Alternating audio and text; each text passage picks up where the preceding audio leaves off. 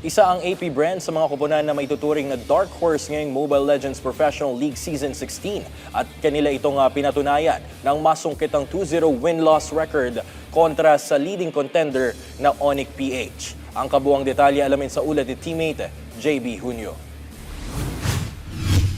Tila suntok sa buwan ng pagkakakuha ng upset win ng AP Brand kontra sa isa sa mga powerhouse team na Onic PH sa Mobile Legends Professional League Season 16. Matapos magkaroon ng delay sa laban, nananatili pa rin ang burning passion ng Hives para sa preparasyon sa kanilang paghaharap sa Land of Dawn. Inihayag ng jungler na si Jonathan James Punks Mendoza na hindi naging hadlang nangyaring delay sa laban bagkus ay mas nagkaroon sila ng oras para makapaghanda sa ibabato ng Onic.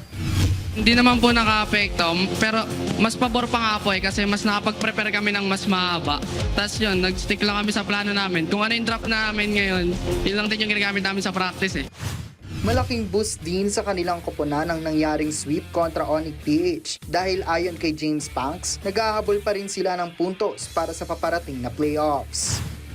Sobrang laking tulong po kasi yun nga po, nag-aabol kami sa points Tapos nakatulong din sa confidence kasi ang lakas nung tinalo namin na team hindi basta-basta na team.